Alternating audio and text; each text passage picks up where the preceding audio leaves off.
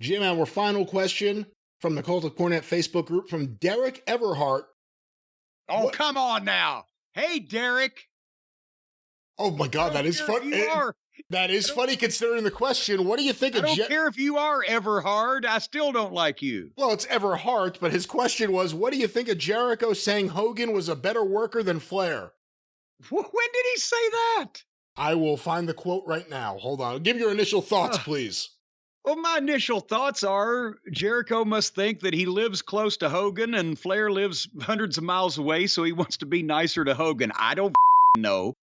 Hulk Hogan was a good worker athletically, physically. He was a great worker psychologically, but nobody can compare. And you can say what you want about who was your favorite, and we know that Hogan drew more money because he was in the bigger company. But can anybody ever say that Hulk Hogan was better inside the ring as a performer than Ric Flair with a straight face? That's insane. As a performer is different than as a wrestler, as a worker. Well, it depends on, as I just said, what kind of working. But just to make a blanket statement that Hogan was a better worker than Flair, and the connotation that would give, he's trying to suck up to Hogan for some reason, Jericho is. I'm just not sure what. Well, I have an article here. It says that apparently on his show, he was doing a watch-along of I guess just the WWF watch-along, old stuff, with Brian Alvarez and Vincent Verhey from the Figure 4 website.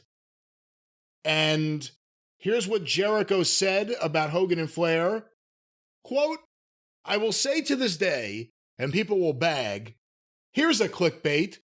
Hogan is a better worker than Flair. For me, I always had amazing matches with Hogan because he knew exactly who he was as a babyface, as a heel, whatever. He was so great. He knew his audience. He didn't do anything he didn't have to do. It was one of my favorite times of my career. Here's another thing about Hogan. Well, wait a minute. Hold on. Let me interject. So what he's saying is, yeah, Hogan was easy. He didn't want to take any bumps. He didn't want to give any bumps. He didn't want to go too fast. He didn't want to work too hard. And he didn't want to chop me. Here's another great thing about Hogan. Like, you don't even think about it. Boy. But the dude had like a super receding hairline. But no one ever really noticed it back then. What? we all did, nobody but you noticed it. Nobody. Yeah, I mean, you may have been only like 8 or 10 years old, but no, everybody noticed it even then. That with the jokes about Hogan's hair have been around almost as long as Jericho. Well, maybe explain what Jericho does with his hair, but no one ever really noticed it back then. We all did, but you didn't. No, the fans talked about it. So did the heels every now and then. Yeah. But no one ever really noticed. It's just Hogan, right? Like, it's weird. He's like America's hero with no hair now. That would never go. He'd put a toupee on or something. So there are the thoughts of Chris Jericho, who, nice crossover event with the Observer website on his show. Well, yeah, I was about to say, wait a minute, is that some kind of conflict of interest if they're covering AEW as journalists with an impartial view, but they got one of their stars on the program? One would think if Uncle Dave and his little cousin Brian weren't so trustworthy, one would think that there's something going on there that would make them biased toward one company or the other. But we can't say that because they're very trustworthy. To look at this with some merit before we wrap things up, the idea that Hogan is as good, let's just go with as good a worker as Flair.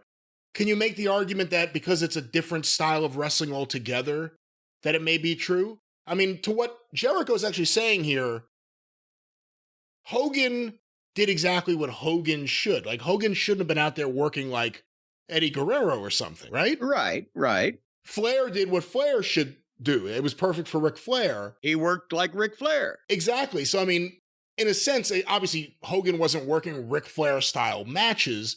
Very few were, especially in the 80s. It's influenced everything since. But to that point, can you argue that Hogan, in terms of being perfect as Hulk Hogan in the ring, doing everything he needs to do, was as good a worker? I've described Gunther like that he does everything that Gunther should do. He works like himself, but his shit also looks good. Hogan was a good psychologist, great psychologist. He could get the people up and down because he had the honestly the benefit of having the big Vince's promotional machine behind him. But when he got in the ring, he had to sell. He had to do the promos, got the people with him. He had to make the comeback and wag the finger. That was all great, but his stuff looked like shit. And it was literally the same thing 10 years earlier as when Stone Cold was so over and his promos were great and he looked like $1 million and his matches were incredible. But when he'd stomp the shit out of you in the corner, they looked like shit. But people didn't see it because it was Austin and he was over. Hogan, almost everything he did in the WWF looked like shit in the matches. You can find his stuff in Japan or some of his early stuff in the AWA where he's having good matches, but he had given that up by then. Vince didn't want him to get hurt and he didn't want to get hurt. And on those hard rings, but it was 8 minutes and back rake and bad looking punches. He did everything right, but the shit that he was doing looked like shit, which is why I can say he might have been a better psychologist. He was even more over. Might have been at some points a better promo, but he wasn't a better worker than Ric Flair.